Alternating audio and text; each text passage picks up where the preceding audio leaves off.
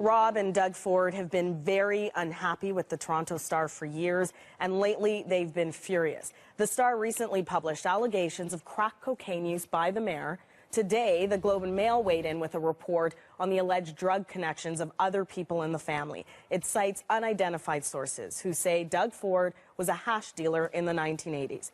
The report quotes unnamed sources to whom CBC News does not have access, and the CBC cannot verify the accuracy of the article. Doug Ford says it's a plot by the social elites in Toronto to force him and his brother out of power. We spoke to Councillor Doug Ford just minutes ago. He says there is no truth to this article and called editor-in-chief of the paper, John Stackhouse, a disgusting man. We've reached Stackhouse for his reaction. Thanks so much for joining us, John. Good afternoon. You've now become part of this story. I understand you were listening to the interview we did just minutes ago. So what is your reaction to Doug Ford's comments? Well, it's unfortunate that Councillor Ford is yet again trying to distract people from the issue at hand and the questions on the table. The questions are fairly basic, and you asked them, and I think he started to speak to them. Was he a seller and an active seller of hashish in the 1980s? It's a fairly simple question that we've been trying to put to him for a number of months, and he hinted in your interview with him that, yes, he was involved in that trade. I'm sure the people of Toronto would like to know more about that.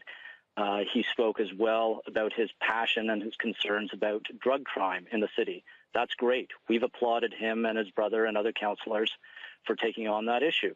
But if he's going to take on that issue, he should also speak a bit more openly about his own association with the drug trade decades ago, and to what extent was he involved, and what has he learned from it.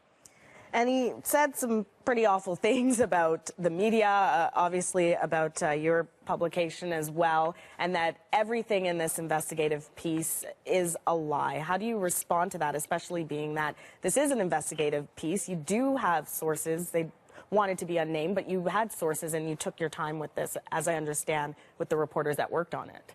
Well, this is fairly typical, the ad hominem attacks. It's a good way to try to distract people from some very important and basic questions. So he may be trying to do that. I am not what's in question. The Globe and Mail's integrity is not what is in question. There are simple questions about Doug Ford's relationship in the past with the drug trade in Toronto.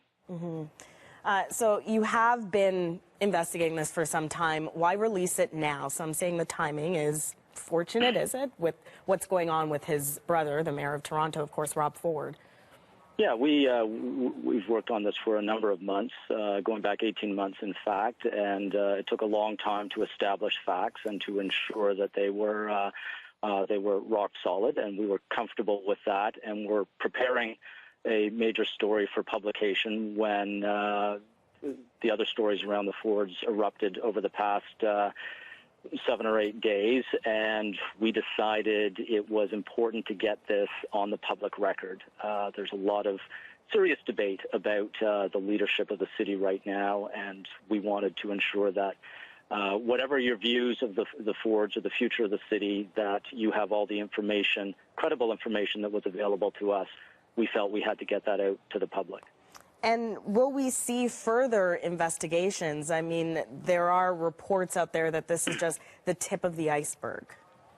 Well, I don't know what other media organizations are working on. There are many questions. You were asking some of them about the Fords, both Rob and Doug, and their activities in the recent past as well as in the distant past. We will continue to try to get credible, serious answers to those serious questions. Did it bother you that he attacked you specifically? No, he doesn't. I mean, again, he's just trying to distract people from questions about him. So if that's what it takes, but I think the people of Toronto are well above that. Okay, thanks so much for your time, Editor-in-Chief of the Globe and Mail, John Stackhouse. Thank you. Thank you.